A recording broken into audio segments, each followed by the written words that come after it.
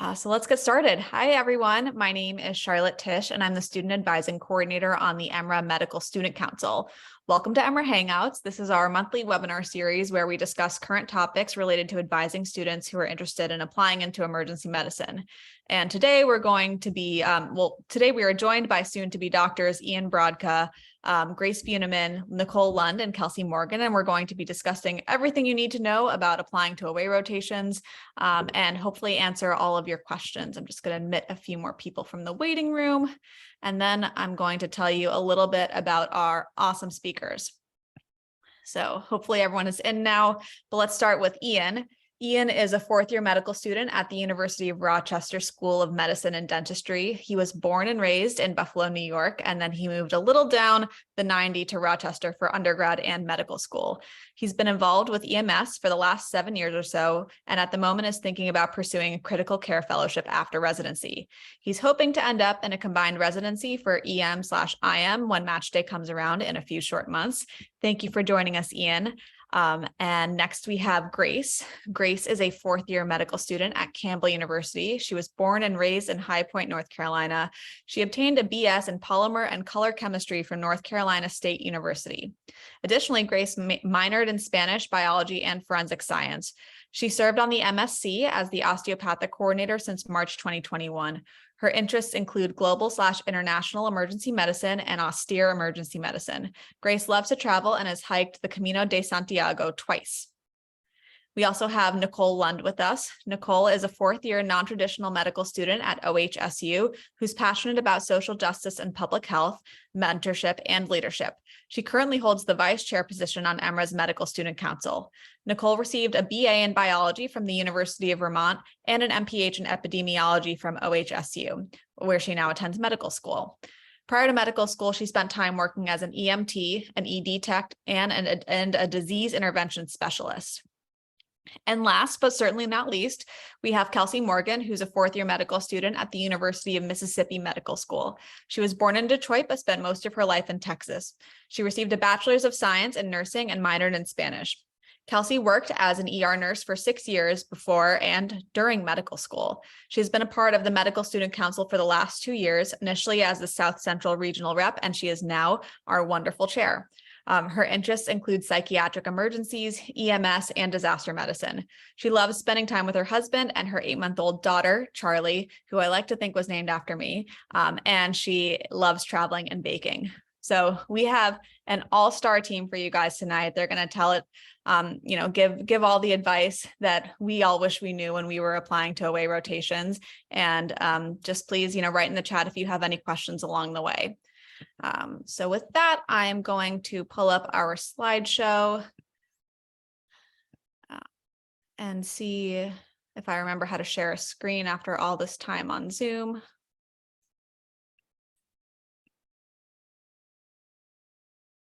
And see if I actually remember how to do a slideshow. How's that? Can everyone see the screen? Awesome. So first question so the way we made this slideshow was I went through and read all your questions and kind of grouped them into different areas where there were questions. So the first main question we had was, how do you find an away rotation? So panel, how do you find an away rotation? I'm happy to take this question, Char. So, the most common resource is probably vSLO or vSAS, which I think most people are familiar with. That does require a token from your school kind of along the process. So if you haven't already gotten that information, reach out to whoever helps in your fourth-year process at your school. Another way to apply to rotations is also Clinician Nexus, kind of intermittent where those programs are located, but geographically, there are some areas that tend to use Clinician Nexus, so just be aware of that. Also networking on places like Twitter or word of mouth from former graduates from your school or friends you might have in the field would help you find those. And we can kind of tell you how we got ours. I definitely met some people through my experience on the EMRA MSc, but I also used vSLO to obtain one of mine as well. So you can kind of go about it all sorts of ways. And I'll add to that, Grace, that there's also some programs that have their own applications and it's just through their website. So it behooves you to research programs that you're interested in and do a little bit of homework before you dive into this, and go to the program's website to see. It'll say where you apply through. You know, some have their own little application, some will have you fill out an application with a couple of things and then go on to vSLO. So it's like a two-step process, and it's not always super clear right off the bat on vSLO that that is the case. So just be diligent, and definitely like double check on the websites.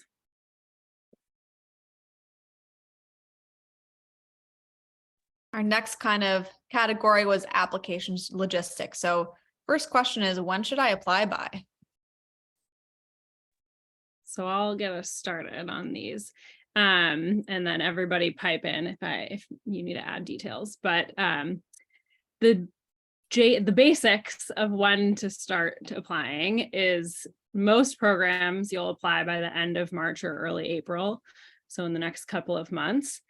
That definitely varies by program. I would say like the vast majority have that timeline for when they open, but there are some that open end of January in the next couple of weeks, some that open beginning of February, and then some that are even later in the season. So just again, like look at your specific programs and see what their dates are. I would also say that I found last year, and hopefully it got better this year, but I'm not certain, that often the dates on vSLO are very inaccurate. So take the dates with a grain of salt and just know that sometimes you need to communicate directly with programs. So always reach out if you feel like you need to. And some programs will have like rolling applications. Some you'll be notified within a few days. It really just varies. Every program does it kind of differently. But I think like being ready to roll by the end of March is a pretty good general approach. Does anyone have anything else to add to the timeline thing? Yeah, I was just going to give like personal experience. So I applied obviously to several, and my acceptance to the two that I really wanted was separated by about 5 weeks, because they had such a long time in between like their applications. So just be aware of that and like just keep that in mind when you're applying to some of these. Just like Nicole was saying, dates aren't usually always correct. Like always email the program coordinator if you have questions or you're wondering about timelines, because they will actually know it. It gets updated randomly. Sometimes it's in an institutional thing, so not even the program itself that's in charge of some of this stuff.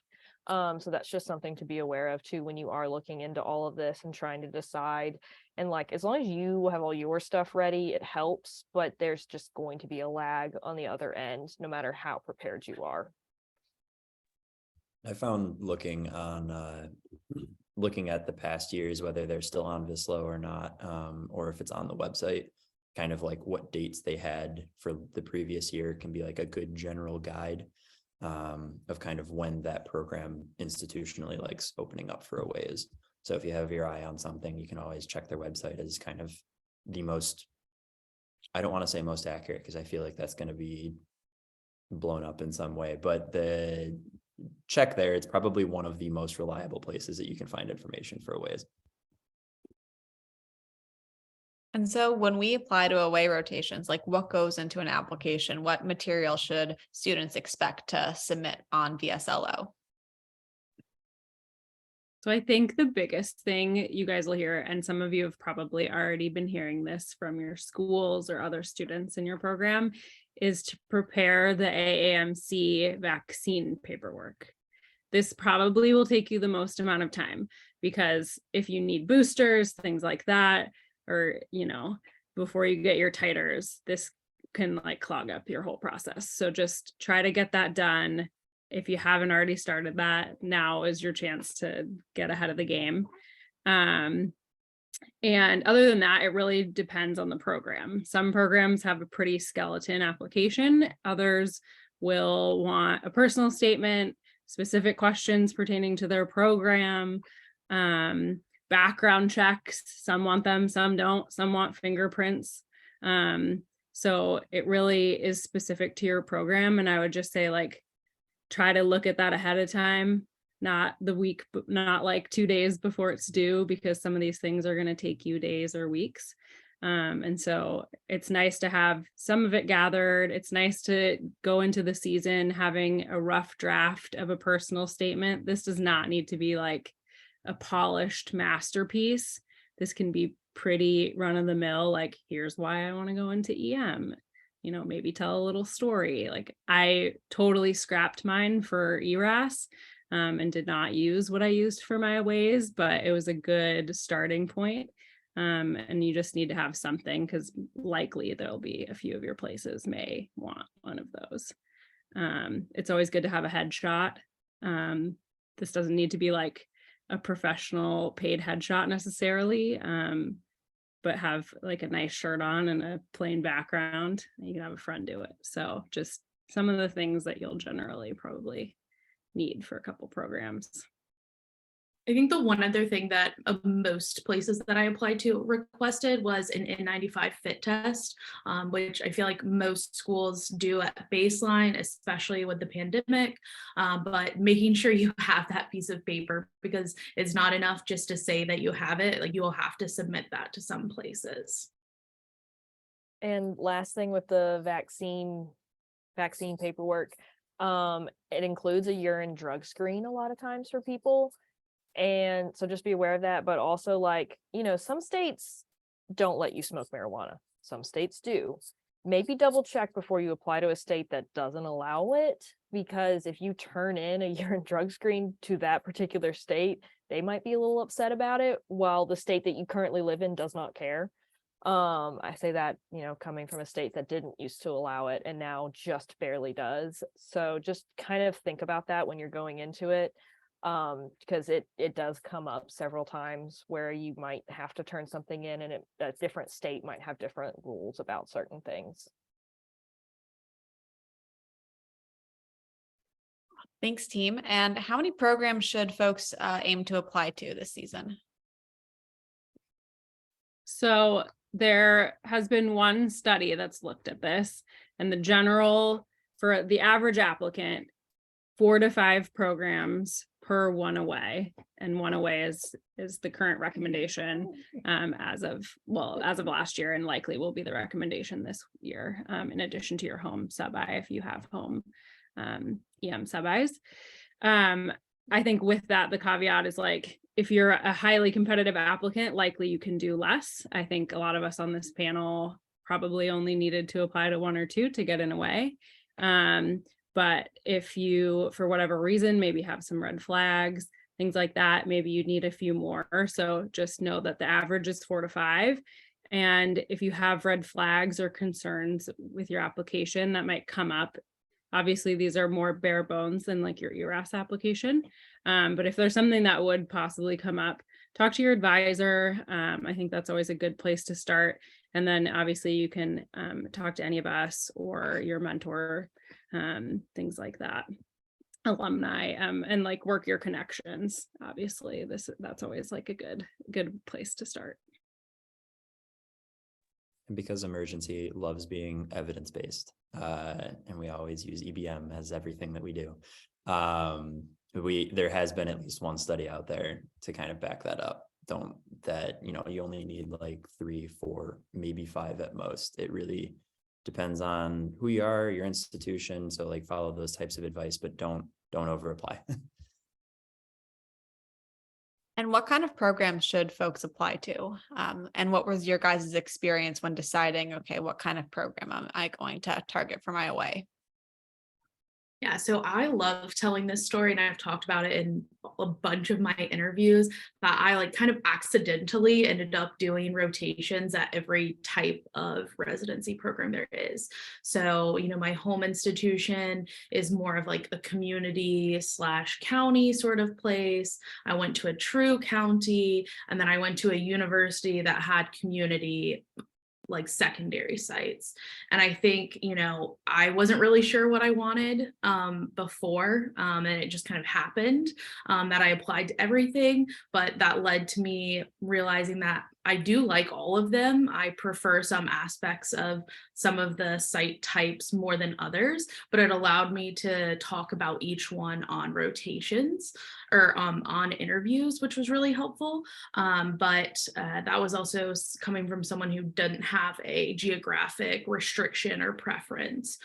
So kind of choosing what you think you want, and then, you know, what type of medicine you also want to practice in the future.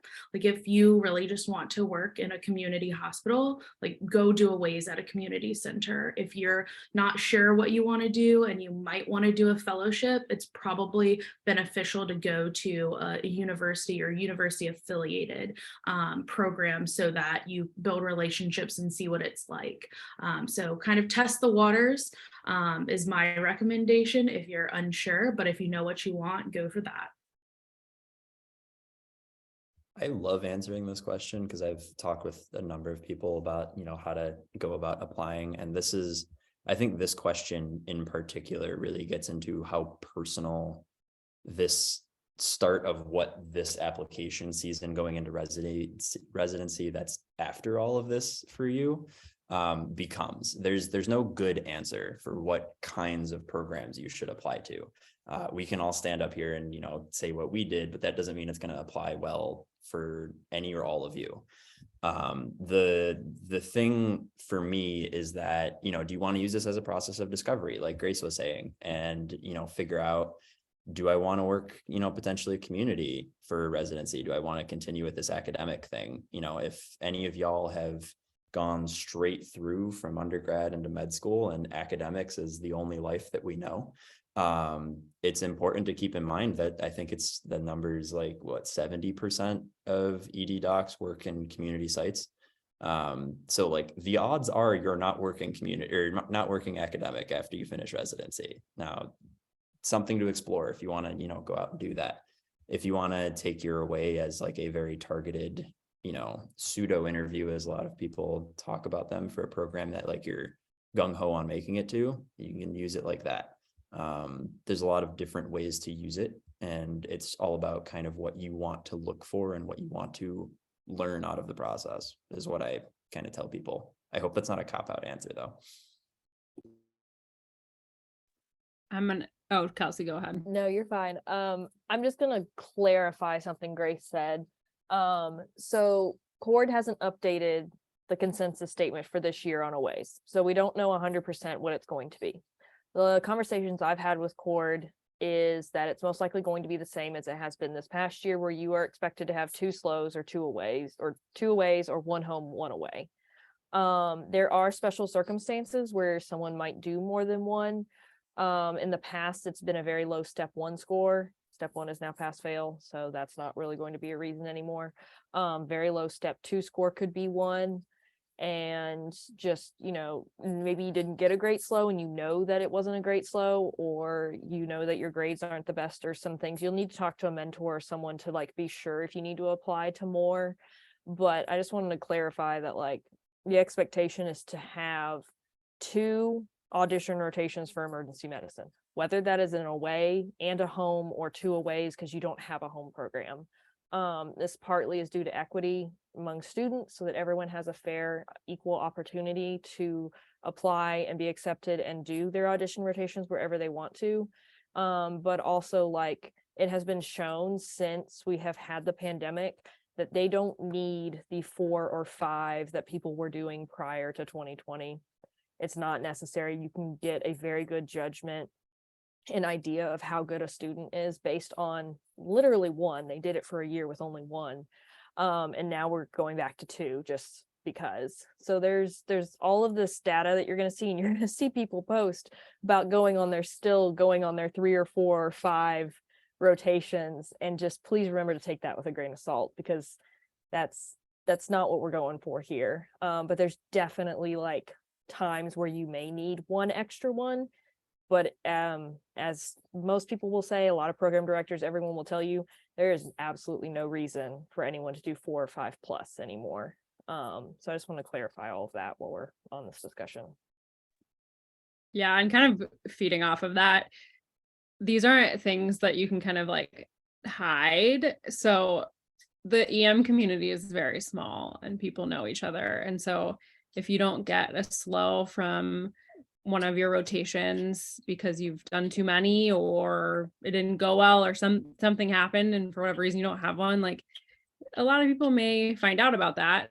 And even if you did get a letter and you upload 4 or 5 slows, you know, I think that you will get questions about that on the interview trail. And so if you don't have a very specific reason for doing them, that could look pretty poorly for you, because I think everyone has equity in mind, as Kelsey was saying, especially like coming out of the pandemic and just, you know, you're trying to fit in these really important rotations in a really small window. And so there really are like finite spots for people.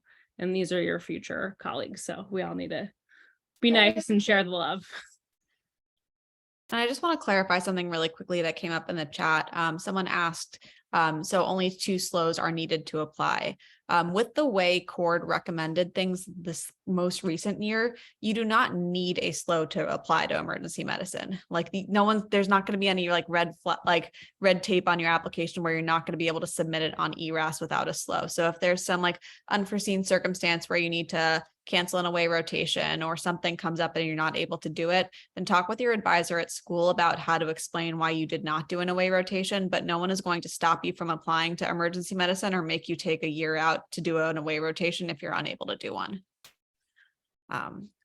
Anyhow, what is our next question? Oh yes, how do you target programs you're interested in? Should you reach out to program directors, program coordinators, find people on Twitter? What did you guys do and what have you heard and the do's and don'ts of this?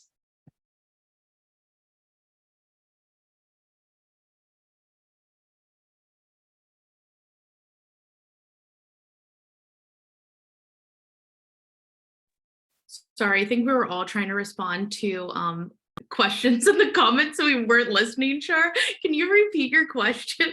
Absolutely. Second time's a charm. How do you target programs you're interested in? Should third years be reaching out to program coordinators, program directors, talking to people on Twitter? How did you guys get in touch with people at your away rotation? Did you get in touch with them before you applied? So I have a pretty poor step score. So I knew going into this, I was going to have to do some work. I went to Cord because I was on the MSc and I hunted down a program director. I went and found this poor man and introduced myself and became friends with him and told him that I was applying, you know, for both aways and was interested in his program and everything. And I got a, you know, invite to do an away with him and an interview invite later. The away I ended up doing because I had a 3-month-old at home and decided that being 6+ hours away was maybe not the best in mind for me, was also because of a resident that I met. He was like, I think you would love our program. I think you should come chat with us and all of this kind of stuff. So it does come down to relationships and communication. And when I say that, don't bombard them. Don't go crazy overboard. Mine was a little borderline overboard hunting down this PD. But do it professionally if you do go hunt someone down. But if you do have questions, you do have things you want to like ask a program about or find out about, like the program coordinator is always your best friend. They get emails all the time. This is what they are paid to do. If you need help getting into an away or you have questions and you reach out to a program coordinator like that and you are professional and kind and understanding, that goes a long way. Program coordinators, even though they aren't officially on like, you know, the councils or whatever that decide rank lists and things, their opinion counts though. They will tell program directors and clerkship directors like, this student was so rude to me in their email. Don't be that student.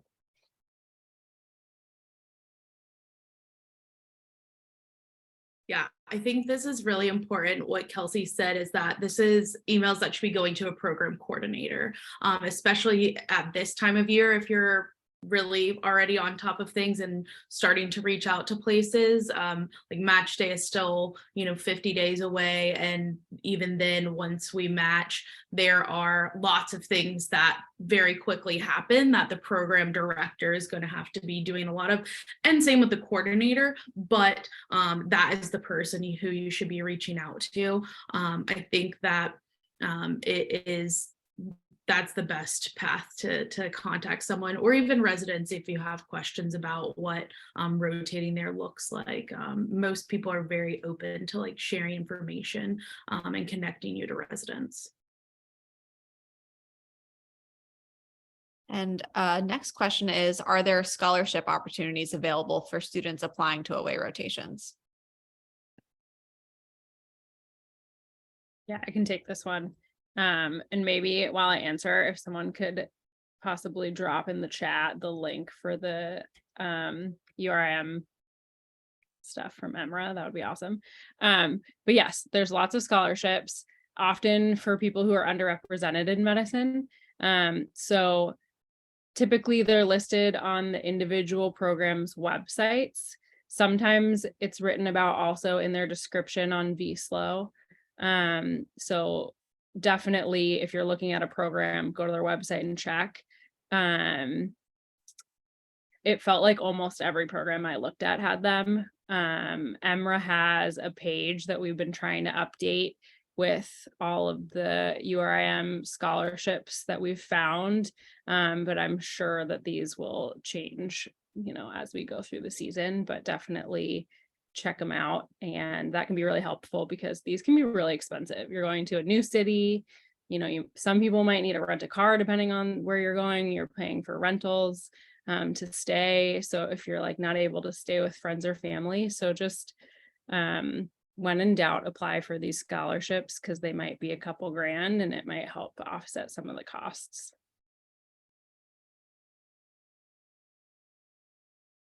I'm going to move on to the next slide. Thank you so much, panelists, for also answering the questions in the chat. I really appreciate it because I can't see them. Okay, so a couple of scenarios that came up during the when I was looking at your questions that you submitted beforehand. Just wanted to put them all out there. So what if someone is applying from an international school, an osteopathic school, from an orphan program, or with a low step 1 score or a failed step 1? So let's start with an international school. I'm actually gonna take this. So for full disclosure, I'm not an international medical student, but have been doing these EMRA Hangouts for a year, and we had a really great one with some folks from St. George's University about advising international medical students who are applying into emergency medicine. So I'll do a quick plug to go watch that Hangout, which is on the EMRA website for April. And then I think, was it Ian was going to add a little bit more on this topic? Yeah, so for international schools, I also want to say I am also not an international student, but a friend of mine, ours, is coming from this perspective and kind of gave some advice to further give to all of you in case you are in this situation. So coming from an international school, some of the ways this is almost going to sound like a cop-out answer, but we're always going to say seek advice from your institution and see what they have to say first. Because they're going to know the school's situation and how previous students have gone down this pathway much better than we can at a national scale tell you how any individual person should do it and try and generalize it. With that said, I've been told that some schools have affiliated sites and they already have like affiliated agreements, even if they don't have a home rotation. So seeking out the advice from the school and saying, hey, where are those affiliated sites? Is there any way that I can do an EM rotation there that can provide me with a slow, can be a decent start for that. If there aren't affiliated sites, or you've rotated through the affiliated sites and want another route to more connections, another thing that you can go and do is to also ask where previous students who have gone into EM have rotated, because that can give you a bridge, kind of an alumni bridge, so to speak, of where previous people have gone and can make that hard connection a little bit easier for you in the event that you want to try and walk that path. That's the advice that I was given as far as from the international perspective. Thank you, Ian. And what about from an osteopathic school? Yes, so this kind of ties in with orphan programs as well. So if you are fortunate to go to an osteopathic institution that sponsors residencies, like my home institution does, the recommendation would be you need to be doing a rotation at your home site for sure. And then depending on if you've taken COMLEX solely or COMLEX and USMLE, you would need to kind of make decisions based on where to apply based on the criteria. Unfortunately, some schools, some programs still do require a step 1 score, which that might be changing in the next year since it's pass fail for you all. That maybe it's then step 2 possibly, but that who knows, probably not, since you don't typically take that until a couple months after you're starting to apply to these. But just seeing if they have a filter. Most places that do put it on their website, on EMRA Match, there is also a filter for that. And then as far as orphan programs specifically, there is a little leeway mentioned in the cord recommendations for away rotations, that that would be considered a special circumstance to do like a quote unquote additional away, to give you that extra time for experience to build more connections, that sort of thing. I know earlier, let me try to scroll back to this comment. Oh gosh, it was way further back than I thought.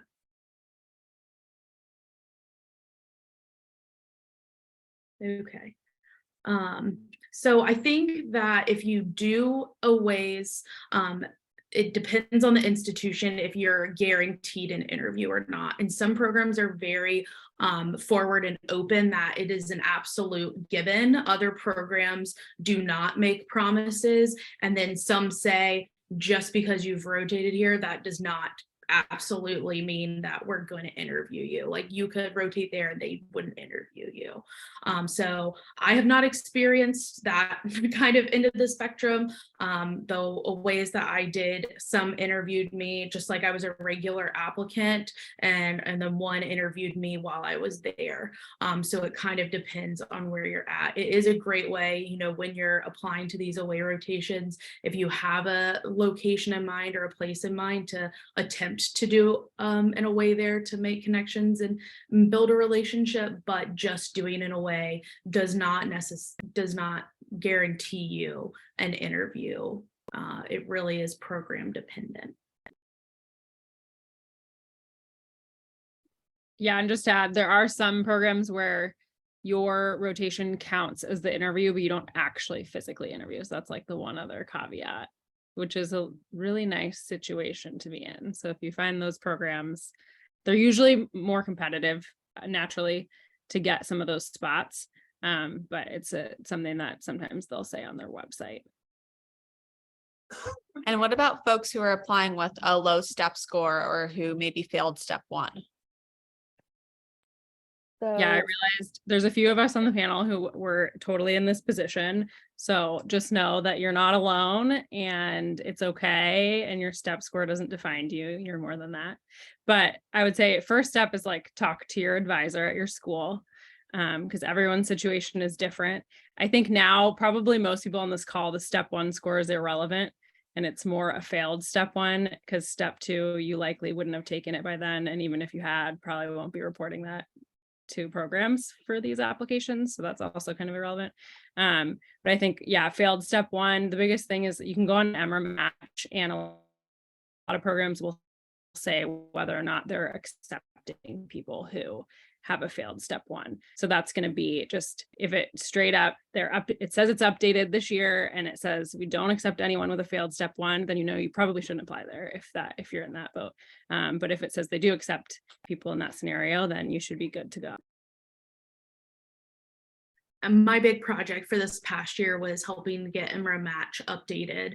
And one of the things that I noticed even just reviewing the data that was there is that most programs don't have a step cutoff, or didn't really have a step 1 cutoff, or was something like 200, which was, technically less than passing even when we took it 2-3 years ago now. So I think that there are some that had higher ones, but on the whole, most places said they didn't look at it, or it was a very low screening bar, if that. It's more of a checkbox.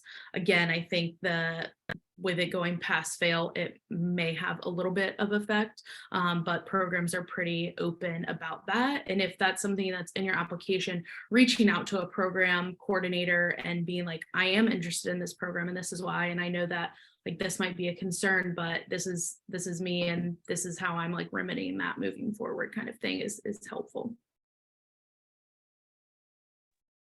I saw the next slide come up. So just before we get to that next slide, just because it's come up in the chat now, I feel like it's warrants talking about is the spreadsheet and other online resources, because this becomes a hot button thing and can very quickly deteriorate your mental health. And I don't want that to happen for any of you. You really take caution with any of the online resources that are not kind of coming from official sources. If it's stuff like SDN or Reddit or even the spreadsheet, which a lot of people use, mind you, take all of that for a grain of salt. The spreadsheet is not everybody. It's a very small pool of applicants that you can very easily convince yourself are either upper end or lower end of the applicant pool and are trying to gain some kind of advantage for whatever reason. It doesn't represent everybody. It can be nice to see things, but don't take that as everything that exists out there. SDN, if somebody gets angry, they're going to go online and they're going to complain about it. Don't take that for what it is. There might be kernels of truth in there, but there's going to be a lot of other things that you do not need to concern yourself with or make anything like, don't concern yourself with it. Same thing goes for Reddit. It's a little bit nicer, but still Reddit can be a hotbed for all things negativity. So take care of yourselves through this process. Seek information when you need it, ideally from my official sources, and don't dredge yourself for all of these other resources that are out there. Yeah, just to give an example, the spreadsheet recently had to be locked because someone went in and started posting very heinous things in it, as well as editing parts of it that they could and removing information. This happens every year. I might add that to this thing. Happens every year when on everyone's spreadsheets, just not even EMs, like the other specialties too, who have these. So like, while they can be really good for certain information, you really need to do official sources. Gamer EM Doc is a great resource. We'll have some of his stuff in a little bit. So he's slightly anonymous, slightly not. And he's in the Discord, he's on Twitter. He's a good resource on Discord for sure. If you take what he says on Discord, really good. But like some random person on Discord or Reddit, like Ian is saying, just be really careful. I'd also not spam him on Discord quite yet. Give him about a month. He's recovering right now. So I'm going to move on to the next slide. We had a lot of questions about the timing of OAs. So one question I saw a lot was, when is the latest I can complete an OA and get a slow uploaded on time? So to be honest, that's kind of two separate questions, because you can finish a rotation very long before it is technically due for your slow on ERAS, and it'll still get turned in late. I am one of those people. So if you are thinking, what is the absolute latest, you need to make sure that you have completed your OA before ERAS is open for programs to view it. And when I say that, it doesn't mean like finish the day before. I would at least give yourself a week. And then do not, bombard the person who's writing your slow every day. But you can, remind them that, hey, it's due on Thursday. I just was checking. I did do that a couple times, like throughout a set of weeks. And so you just need to be careful you need to have at least one SLO usually uploaded into ERAS to like start applying and for programs to really look at you when it comes to application season. And your second one can be uploaded late, and then you can tell programs. I mean, obviously, ideally, you want it up, both of them already uploaded.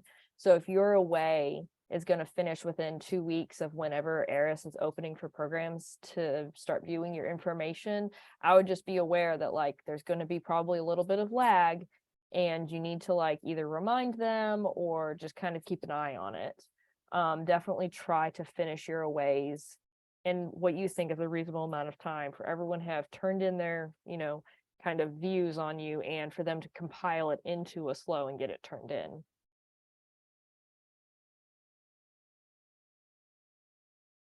Nice. And what if I do not get accepted for an away in time to get the SLOs I need for my application?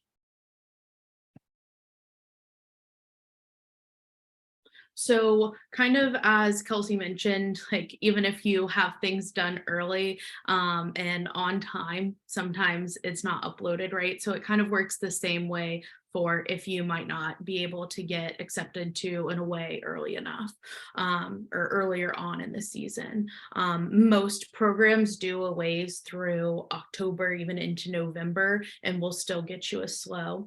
Applications, it depends on the program, but as long as the application is in, you can always upload the SLO. Something that I learned through this process, because I did have a later away rotation, was that the program that you will have a late rotation at, you can actually assign them a letter. They can upload a letter that says, hey, and on X, Y, and Z date, I will upload my SLO letter of recommendation once this student has completed their rotation. And so you can send that to programs. And then once that SLO is ready to be submitted, that program just uploads a new version of your SLO, and that automatically gets distributed to the same programs that you've already assigned that letter to. For me, I think that was really helpful because then it let programs know that I had that letter that was coming, and then they were ready to look for it. And I could definitely tell kind of as how offers trickled in, that once it did get uploaded, that people went and looked and saw that. So that's also a really good kind of tidbit to have in your back pocket if you have a later rotation.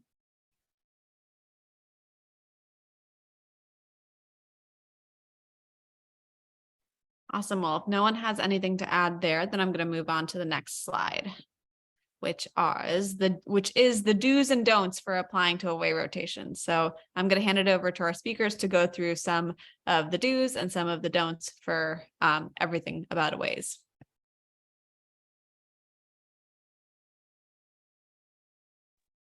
So yeah, I can get us started. So things you should do is prepare. I think this is twofold. So one is preparing to apply to aways and being organized.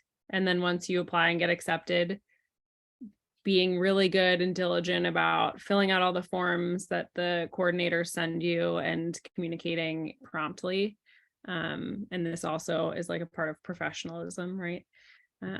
This could be a program that you end up wanting to match at. So it behooves you to, do all of these things on time and be nice and respectful. If you do decide to decline an interview or an away, sorry, I'm in interview season brain still. Definitely just be timely about responding and do this graciously and respectfully. You don't have to come up with some long-winded explanation for why you're not taking it. You can just say, thank you for the offer. At this time, I'm, whatever you want to say in your short little blurb. It's okay to decline interviews. I think last year I heard a lot of people say this. It varies by specialty. So you'll hear in other specialties, they tell people to never decline an interview, that it will blacklist you, all these things. And I think while it may not help you necessarily, like you wouldn't want to decline in a way at a place that you think is going to be your top program. But you definitely can decline them because you don't want to be going on more than you need to. And obviously be professional. If someone else wants to take the don'ts, go for it. I'll take the don'ts. I'll be the negative person. So as we've already established, don't cancel your away with little notice. There are few ways to burn bridges inside of this community than not respecting the programs and trying to, fill up their spots and be the best that they can be for the students that are out there. And on top of that, you're trying to also be nice to your future colleagues. You're in this because you're hopefully going into EM, and you'll all be colleagues one day if that is the case. You don't want to burn bridges with people. Taking away stuff from other people is not a great way to do that, especially for such a very high anxiety, stress time as aways and interviews and residency and that can be. You don't, just a general rule of life, don't make other people's lives harder. Continuing in that same vein, don't show up late. It's one of those things where professionalism is going to come across, and as you're walking into interview season, you want to give off the best version of yourself. When I was heading into my aways and getting ready for it, my institution said, yeah, you should be at your premium med student for your away. Like, you should hit your peak, and then whatever happens afterwards, that happens. It's fine. Like, it's over. You've done your away. But like, you want to be the best version of your med school self during your away. But you also don't want to, be shunning and destroying other people at the same time. Don't be a gunner. We've probably all interacted with somebody who fits that description. We have all probably talked about that to friends and how we didn't like those scenarios. So don't do that. Again, it just kind of comes down to being nice to those around you, your future colleagues. And we're all in this to try and learn. We're all in this to try and get better. None of us are coming into this absolutely, God's gift to earth amazing. It's a learning process, and learning is something that aways are trying to get a sense of. Do you do that? Can you do that? They want to know how you're going to be as a resident, not how you're going to be as a attending 10 years down the road. That's not the point of this right now. And as we've already said, don't over apply. This isn't residency where you're sending out a ton of applications and then taking, a portion of those for interviews and then hoping to end up at one. Like, you're going to get a lot more on the ratio for aways than you might think. So you don't need to apply to nearly as many as you want. And there's a ton of strategies for how to go about doing that, but that's a very nuanced discussion. So yeah, those are the don'ts. Don't do them. I just want to throw in a comment that I typed in earlier in the chat, that I think it seems like where you do your aways is really, really important and like the most critical thing in your mind right now, probably. But more importantly is doing well on them. And it's less about where they actually are. Go to the place that you want to, or attempt to go to the place that you want to, but go to a place that you're also going to do a good job, get a lot of experience, and be able to shine. There is value in that. So don't become so overwhelmed with like the thought of where. It's about, what you're doing and what you're able to accomplish. Thank you so much, Ian, Grace, and Nicole. Let's go on to the next slide. So there were a lot of questions about SLOs, and sorry, you're hearing the Philadelphia traffic behind me. We did have a hangout on the SLOs a couple months ago, which you can also watch with Dr. Carl and Dr. Burns. But just for our panel, quick overview, what is a SLO? And next questions are kind of related to that. So I will talk about SLOs. I was being chair of the MSc means that I sit on a lot of different boards. And so one of the boards I sat on was reviewing this SLO that just came out recently.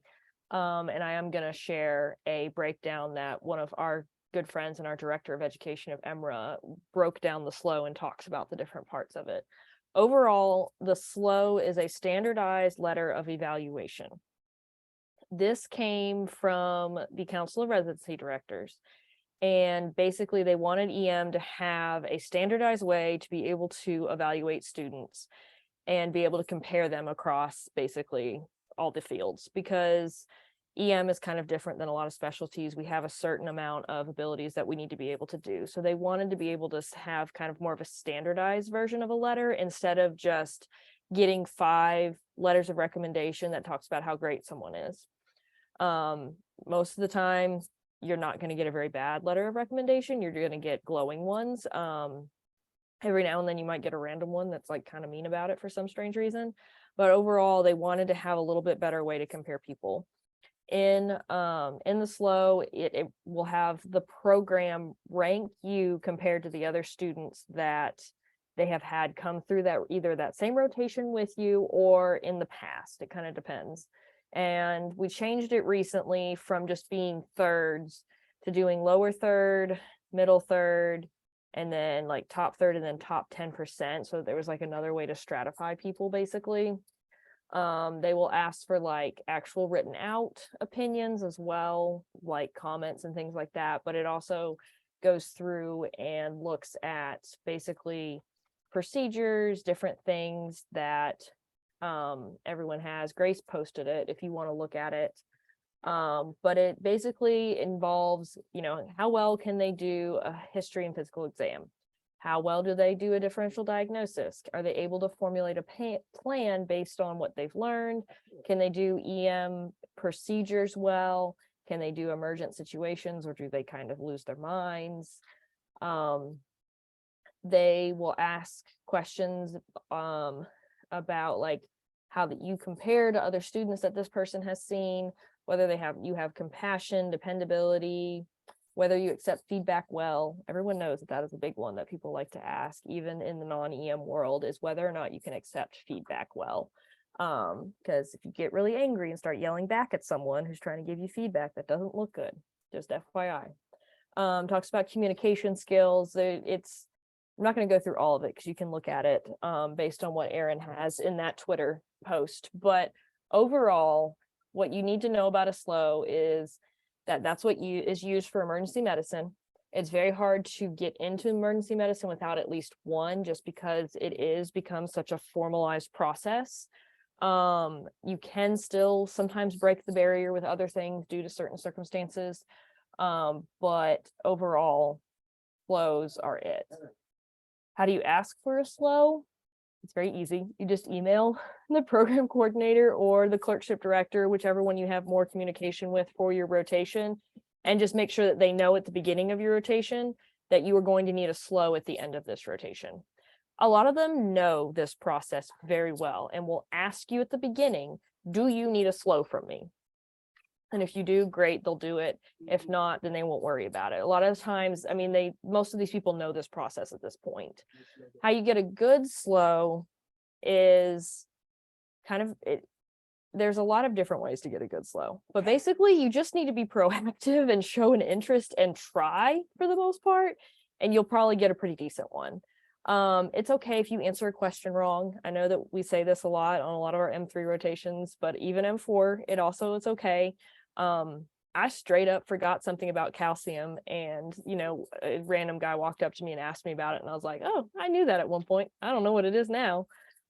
It happens. Just acknowledge that. They would rather you say I don't know or get it wrong than you lie, especially when it comes to like physical, because the way it's worded is, can you entrust this person to do a history and physical without you?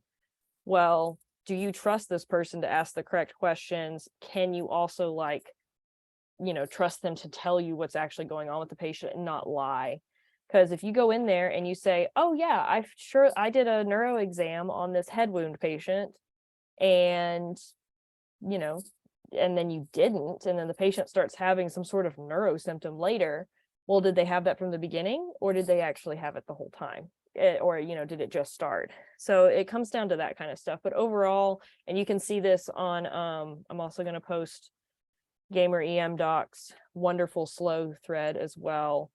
Overall, it's just being a good med student. You don't have to do anything crazy to get a good one. I'm going to let someone else finish the rest of this and comment.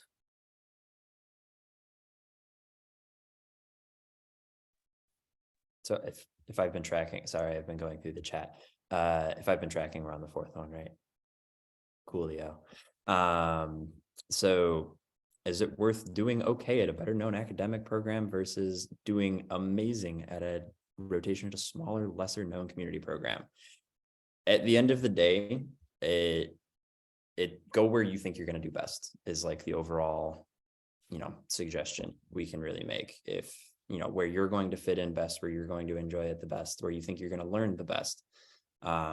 Those are kind of the things. If you don't want to go to like a huge known academic program, there's very little benefit that you're going to gain from, going and doing a rotation there, is my advice.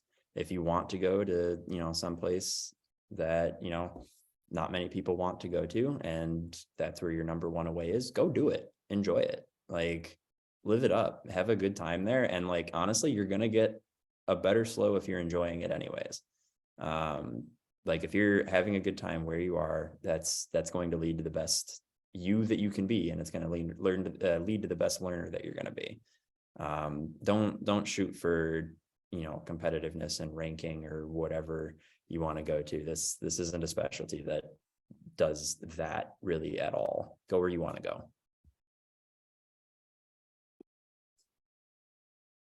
Awesome, team. Well, thank you so much for helping us with that slide. I forgot we had this slide, so I was about to say thank you for all your advice, but we're not done yet. So going from aways into application seasons, we've had a lot of changes in emergency medicine this year with, step 1 going pass fail. We redid the slow, and we also introduced preference signals into emergency medicine. So how do program signals work for places where you did an away? Do not send a preference signal to someone you did an away with. This is one of my soapboxes because I sat on a preference signal committee, and I know it's so hard to not do it because you want that program so badly to interview you if they didn't, interview you while you were there. Because obviously there are some programs that don't interview all of their students that do an away with them. It's just an unfortunate fact. But when it comes to preference signaling, and there is a lovely EMRA Hangouts on this as well that you should go watch about preference signaling because they're here to stay, and they can be used well, but you should absolutely not send it to your home program. Your home program should know you well enough, and you should have at least shown a little bit of interest in them if you're applying to them. And then for an away, you have shown interest. You have shown plenty of interest and desire to be at that program by the fact that you applied for an away, showed up, and gave it your best. Like, you don't need to send one to an away program. There's might be like one exception to this. I will not name and shame, but there is a particular program in the South who is known for not interviewing people who do an away with them. And so I think I had some friends who did preference signal them just because that is what's known about that particular program. For the vast majority, like 99% of your aways, you do not need to send one. And I think we addressed the next 2 questions earlier on in the presentation. So I'm going to move on to the next slide, which is a slide about resources. So if our panelists wouldn't mind talking about some of the resources that they recommend for learning more about away rotations and / just getting ready for the application process for our M3s who are going to be in our shoes very shortly.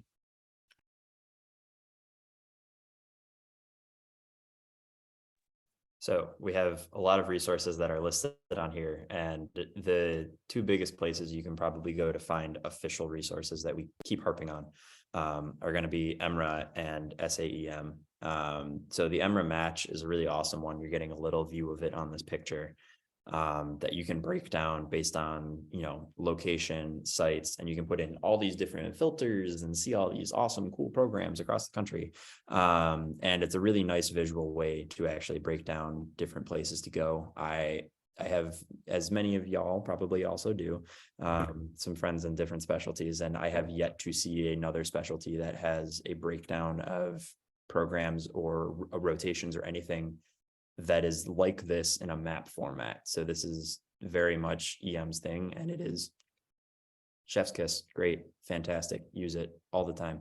And Grace was on top of it, getting everything updated as much as able. If programs don't respond, I'm sure that was a thing that happened.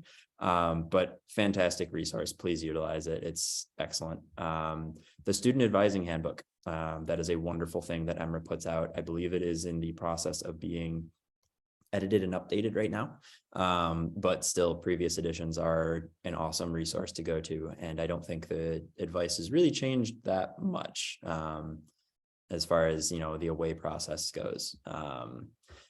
SAEM stuff, they have a directory as well for different clerkships that are out there. You might find some discrepancies between those two depending on when things were updated or whatnot, who has access to what information. So it's always nice to cross list and see who has what and where to go. The underrepresented in medicine scholarships, always a thing. Like if you identify in one of those groups, it is an awesome way to try and diffuse some of the financial burden that aways can incur. Unfortunately, it is one of those things that we keep talking a lot about equity, and there's a lot of really big advances being done for equity, at least I believe so. But finances are still one of those ways that are unfortunately hit hard on everybody, and tend to hit harder on people that don't have access to the resources. So the scholarships can be a really nice way to actually kind of defray some of those costs. The spreadsheet with the question mark as appropriate, because like we said earlier, it can be hit or miss and can cause more anxiety than it's worth in some situations. Any of us, you can email us. We're going to drop our emails into the chat so you can access us at any point in time. We're also available on Twitter if you guys want to reach out to us, or however you find us. You don't have to stalk us. We're going to give you the information, so you don't have to find us any other which way. And yeah, so word of mouth, people that in the field, those are awesome ways to do things. As I mentioned earlier, lower lower yield things to me would be like SDN and Google, but you're not Google. Oh, Google's always up there, but Reddit is what I meant to say. You can find your resources where you want, but these are the official ones that we would really recommend that you try and use before hitting up anything that's a little bit less reliable and more anonymous. Also, your own faculty, advising faculty are huge in being able to help you through this process. So gather as much information as you can and use it as you see fit and you think is best. Just wanted to add on to Ian's comment about EM advisors. This is particularly seems to be an issue at osteopathic institutions and then some IMG schools as well. But if there is not a chair of emergency medicine at your institution, CORD does offer distance advising services. I did drop the link to the CORD website with their advice earlier, but you can actually email them and they will set you up with someone to help you and get you a mentor. Also, something that was discussed a lot in the comment or the chats, which I don't think are recorded. So I just want to throw this out there quickly. Like Shar mentioned, there is a previous hangout on slows, but there's a lot of discussion on how many slows and things like that. I think the biggest thing to remember when you're starting to ask people is you can only send 4 letters to programs. And once you hit send to a program, you cannot take that back. So you should, at least it would be my recommendation, and not go ask for 20 letters of recommendation when you can only send 4. I would literally get 4. Don't make life harder on yourself. Don't have your preceptors do extra work that's not needed. Someone was also asking about, getting an off service slow done, or if it should just be in a letter of recommendation format. That's truly up to you. I don't think programs really have a preference, but the slow form is so easy. It literally is like a PDF that your preceptor can type into, download it and upload it within like 3 clicks. So that was just like the easy button. It has instructions on how to use it. So I kind of lean towards that way, but if you know someone who's just going to write you a regular letter of recommendation, that's also great. But again, watch the slow hangout. I'll stop talking. I have one closing thing. EMRA hosts the Medical Student Forum in the spring and the fall every year. Our spring one is coming up. It's going to be March 4th. It's at 9:30 Central. Do not ask me to calculate that into the other time zones because I will do it wrong.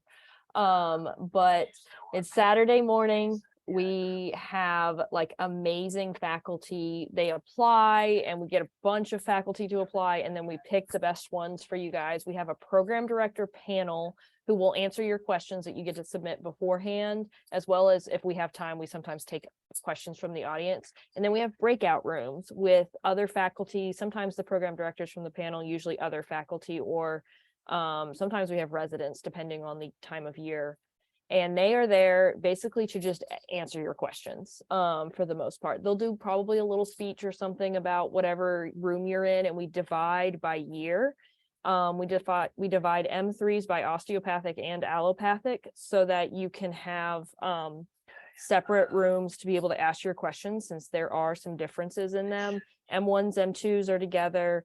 International students, we have one for you too. And then M4s, we have a great little just powwow mental health room for you guys, because it'll be literally the week before match. So not a whole lot of advice being had there except for soap. But please come join us. Rev just posted the link to it in the chat. It'll also help you guys with aways, applications, how to get into EM. All of that stuff gets answered at these things, and they're very fun and very informational. So please come join us for that too. Well, I want to be mindful of everyone's time. It's getting late in some parts of the country, and well, it's always getting later. So just wanted to thank our panelists, Ian, Grace, Kelsey, Nicole, like big Zoom round of applause for joining us and giving us so many awesome little tidbits of wisdom throughout this process. I personally remember being very stressed about this and wish I could have asked your guys's advice when I was in the M3 shoes. So yeah, thank you everyone for joining us for EMRA Hangouts. We're going to be back next month, topic TBD, but tune in. And if you have any friends who were unable to make this, just let them know that we're going to upload this Hangout onto the EMRA website in the next couple of weeks, so they'll be able to see it. Hope everyone is doing well and has a good night, and thanks for joining us. I'm going to stop recording.